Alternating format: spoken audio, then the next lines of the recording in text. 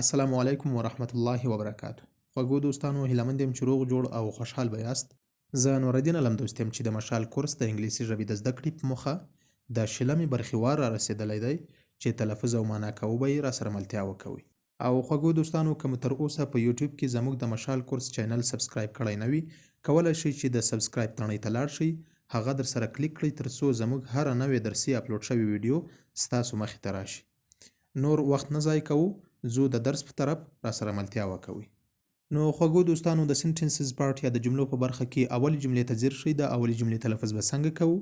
Please stop the car to the side. تلفظ یې څنګه کوو؟ Please stop the car to the side. په پښتو کې معنا څنګه کوو؟ لطفاً دې غاړې ته موټر ودروه. Please stop the car to the side.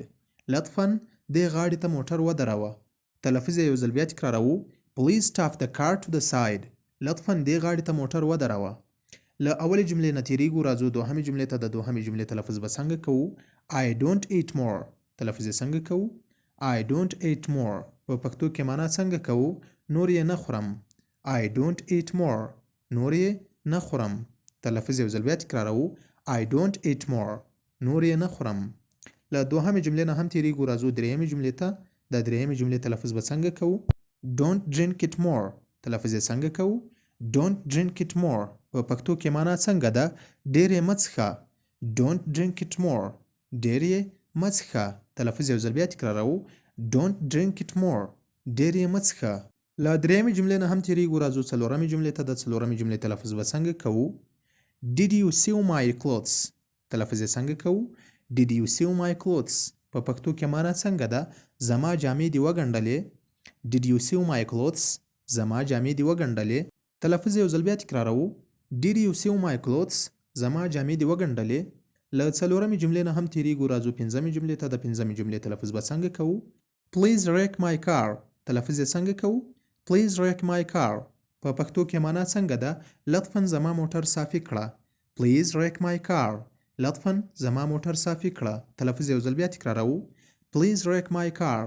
لطفاً زما موټر صافي کړه. نو خوږو دوستانو، د سنټنسز پارت یا د جملو په اوله برخه کې مو 5 جملې تلفظ او معنا کړې. ځو د درس په جریان کې د جملو دوهمې برخې ته راسره ملتیا وکوئ. نو خوږو دوستانو، د سنټنسز پارت یا د جملو په دوهمه برخه کې هم ښه راغلاست درته وایم. د جملو په دوهمه برخه کې اولې جملې ته ځیر شئ. د اولې جملې تلفظ به څنګه کوو؟ This is not your right. تلفظ به څنګه کوو؟ This is not your right. په پښتو کې معنا څنګه ده؟ دا ستا حق نه دی. This is not your right. دا ستا حق نه دی. تلفظ یو ځل بیا تکراروو. This is not your right. دا ستا حق نه دی. له اولې جملې نه تیریږو، راځو دوهمې جملې ته. د دوهمې جملې تلفظ به څنګه کوو؟ Aren't you deaf. تلفظ یې څنګه کوو؟ Aren't you deaf. په پښتو کې معنا څنګه ده؟ کوڼ خو نه یې. Aren't you deaf. کوڼ خو نه یې.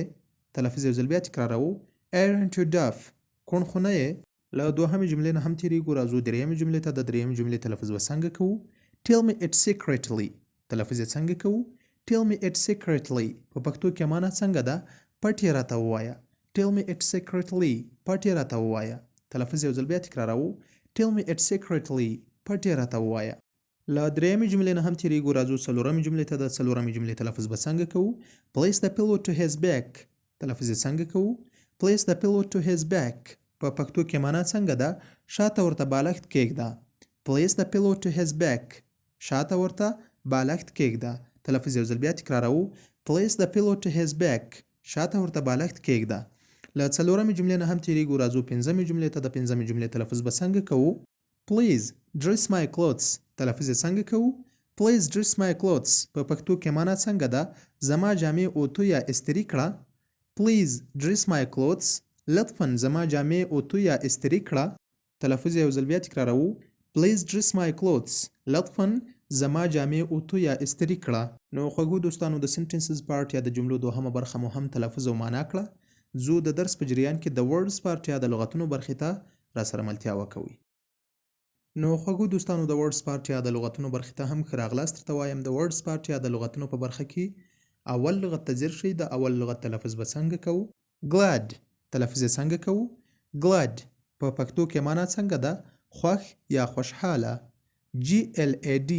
Glad د خوښ یا خوشحاله په معنا ده. له اول لغت نه تیریږو راځو دوهم لغت ته. د دوهم لغت تلفظ به څنګه کوو؟ however تلفظ یې څنګه کوو؟ however په پښتو کې معنا څنګه ده؟ په هر حال. however however په هر حال. له دوهم لغت نه هم تیریږو راځو دریم لغت ته. د دریم لغت تلفظ به څنګه کوو؟ injustice تلفظ یې څنګه کوو؟ injustice په پښتو کې معنا څنګه ده؟ بې انصافي یا ظالمانه. injustice د بې انصافي په معنا ده. injustice injustice بې انصافي ته وایي. له دریم لغت نه هم تیریږو راځو څلورم لغت ته. د څلورم لغت تلفظ به څنګه کوو؟ international تلفظ یې څنګه کوو؟ international په پښتو کې معنا څنګه ده؟ نړیوال یا بین المللي. international international په پښتو کې معنا څنګه ده؟ نړیوال یا د بین المللي په معنا ده. له څلورم لغت نه هم تیریږو راځو پنځم لغت ته. د پنځم لغت تلفظ به څنګه کوو؟ lawyer تلفظ یې څنګه کوو؟ lawyer په پښتو کې معنا څنګه ده؟ وکیل یا قانون پوه. lawer lawyer د وکیل یا قانون پوه په معنا ده. نو خوږو دوستانو د ورډز پارت یا د لغتونو په برخه کې مو اول لاین تلفظ او معنا کړ. راځو دغه دوهم لاین ته چې تلفظ او معنا کوي راسره ملتیا وکوي. د ورډز پارت یا د لغتونو په برخه کې په دوهم لاین کې اول لغت ته ځیر شئ. د اول لغت تلفظ به څنګه کوو؟ mention تلفظ یې څنګه کوو؟ mention په پښتو کې معنا په ګوته کول یا ذکر کول. mention په ګوته کول یا د ذکر کولو په معنا ده. mention mention په ګوته کول. په دوهم لاین کې له اول لغت څخه تیریږو راځو دوهم لغت ته. د دوهم لغت تلفظ به څنګه کوو؟ old تلفظ یې څنګه کوو؟ old په پښتو کې معنا زوړ یا قدیمی. old old د زوړ یا قدیمی په معنا ده. په دوهم لاین کې له دوهم لغت نه هم تیریږو راځو دریم لغت ته. د دریم لغت تلفظ به څنګه کوو؟ policy تلفظ یې څنګه کوو؟ policy تګلاره یا سیاست. policy policy د تګلارې یا سیاست په معنا ده. له دریم لغت نه هم تیریږو راځو څلورم لغت ته. په دوهم لاین کې د څلورم لغت تلفظ به څنګه کوو؟ social تلفظ یې څنګه کوو؟ social په پښتو کې معنا څنګه ده؟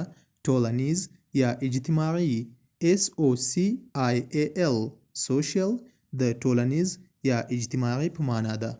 په دوهم لاین کې له څلورم لغت نه هم تیریږو راځو پنځم لغت ته. د پنځم لغت تلفظ به څنګه کوو؟ speech تلفظ یې څنګه کوو؟ speech په پښتو کې معنا وینا یا خبري. speech د وینا یا خبري کولو په معنا ده. نو خوږو دوستانو د ورډز پارت یا د لغتونو برخه په همدې ځای پای ته رسوو. زو د درس په جریان کې د ګرامر پارت یا ګرامر برخې ته راسره ملتیا وکوئ. نو خوږو دوستانو د ګرامر پارت یا ګرامر برخې ته هم ښه راغلاست درته وایم. د ګرامر پارت یا ګرامر په برخه کې نن kinds of concrete noun یا د ذاتي اسم ډولونه وایو. چې kinds of concrete noun یا ذاتي اسم ډولونه څو او کوم کوم دي؟ د kinds of concrete noun یا د ذاتي اسم ډولونه په لاندې ډول دي. 1. collective noun اول جمعي اسم. 2. material noun دوهم مادي اسم. 3. compound noun دریم مرکب اسم. 4. common noun څلورم عام اسم. 5. proper noun پنځم خاص اسم. نو خوږو دوستانو د ګرامر په برخه کې د kinds of concrete noun یا د ذاتي اسم ډولونه په لاندې توګه ما درته تلفظ او معنا کړل.